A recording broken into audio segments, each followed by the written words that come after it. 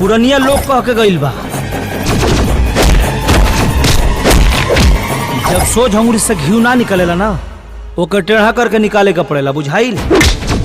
एक पक पक कैला ना ते पकिया में गाड़ देब सर। आज गांव में नाच के प्रोग्राम बा, हम सब लोग सोचे तानी वहीं चलल जाई। भैया नाच खातिर तब पैसा के ना जरूरत पड़ेला। मालिक से बोल दिए कि जइया पैसा लेला सर। सेवा भरपूर राउर रात भर कइनी मन भर नचनिया सभा के नचैनी हो गइल भोर अब भजन करे दी बज गइल 5 नाच बन करे दी जी बज गइल 5 नाच बन करे दी। तू अपन प्रोग्राम कर देलू अब तू जा सकेलू। अब कुछ ना हो सकला बाबूजी। जौन रास्ता पर चल चुकल बा उजा से वापसी नहीं की।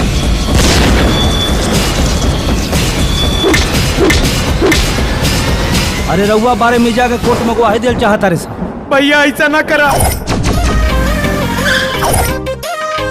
तू जैसे कह बना वैसे कर। तो हर प्रोग्राम देखे खातिर आई ले अपन मन बहलावे खातिर और वो अंग्रेजी में का कहल जाला रे एंजॉयमेंट। हाँ एंजॉयमेंट करे खातिर। कमरिया पझुलवा झूला दी आवे करे जा तोहर गम हम भुला दी अंग अंग दर्द कबर जाए दा। अरे हमरो जवानी जाई तोर ओठे पे चढ़ जाए दा। और प्यार जात और उम्र देख के ना होला और बाकी तू शादीशुदा हुआ ओकरा से हमरा कोनो एतराज नहीं थे। कहार बाबूजी गौवा के एगो लड़की के साथे खेतन में घूमता।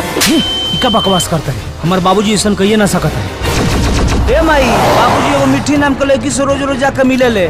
गाँव के बच्चा बच्चा सब बात जानता रे सब। समस्या के आग आंसू से ना बुझावल जाए।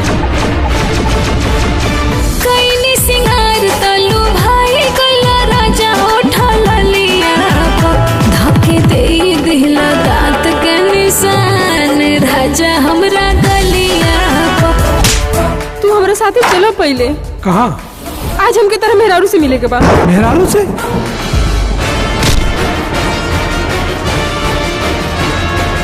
तू सही में मिठी से प्यार कर ला।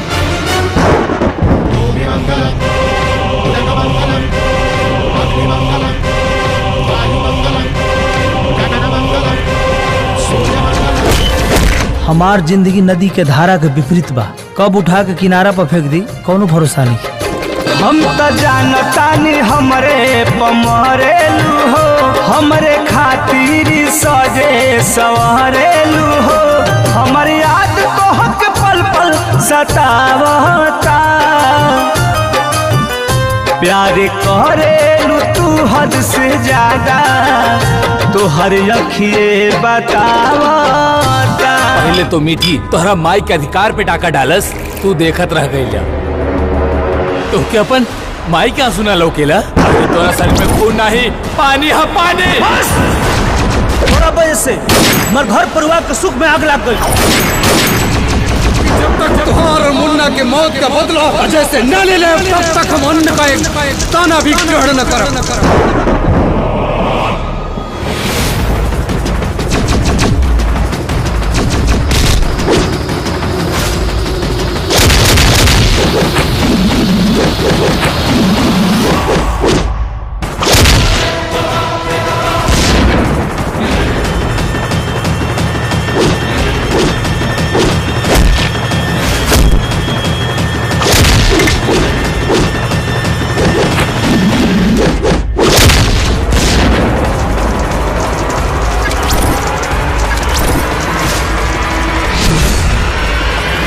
रुआ ऐसा नहीं कर सका कहे से कि रुआ हमारे बाबूजी है।